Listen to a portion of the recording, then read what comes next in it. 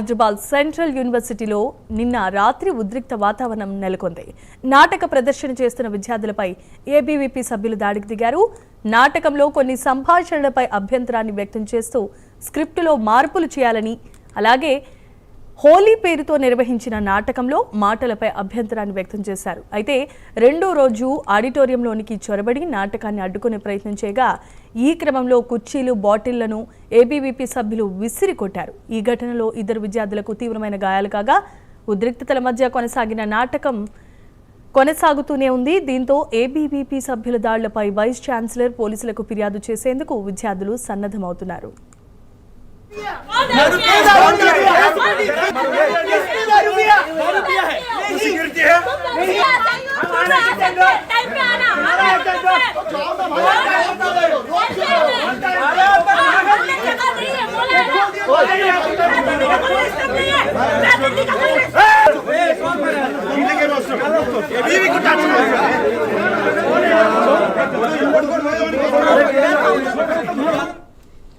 Right, ఇక Serilingampally Hyderabad central యూనివర్సిటీలో విద్యార్థులు అలాగే ఏబీవీపీ సభ్యుల మధ్య ఉద్రిక్త వాతావరణం నెలకొంది. నిన్న రాత్రి ఒక నాటక ప్రదర్శనలో స్క్రిప్టును చేంజ్ చేయాలి అంటూ ఏబీవీపీ అభ్యర్థులు అభ్యంతరాన్ని వ్యక్తం చేశారు. దీంతో విద్యార్థులు అక్కడ ఉన్నటువంటి ఏబీవీపీ విద్యార్థుల సభ్యుల మధ్య ఘర్షణ వాతావరణం తలెత్తింది. అంతేకాదు మనం బులెటిన్లో విజువల్స్ చూడొచ్చు. డైరెక్ట్గా విద్యార్థులపై దాడికి యత్నించే ప్రయత్నం చేశారు ఏబీవీపీ సభ్యులు. అంతేకాదు బాటిళ్లను విసిరికొట్టడంతో అక్కడ తీవ్రమైన ఉద్రిక్త వాతావరణం నెలకొంది. పోలీసులకు సమాచారం అందించారు. ఇదే అంశానికి సంబంధించి మరిన్ని అప్డేట్స్ మా కరెస్పాండెంట్ కుమార్ అందించడానికి సిద్ధంగా ఉన్నారు. కుమార్, చెప్పండి. Thank you Jemimah.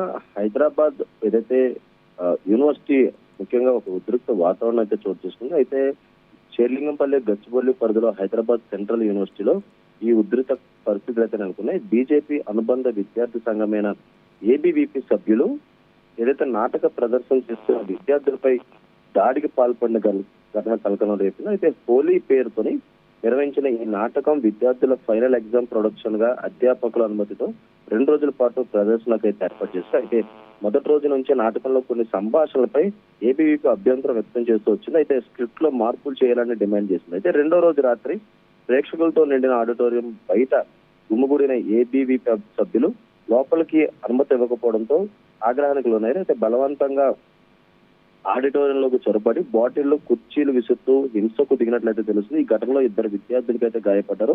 ఉద్రిక్త పరిస్థితుల మధ్య నాటక ప్రదర్శన అయితే కొనసాగింది. అయితే ఘటనపై విద్యార్థులు వైస్ ఛాన్సలర్ కు ఫిర్యాదు చేయడంతో పాటు పోలీసులు కూడా ఫిర్యాదు చేశారు.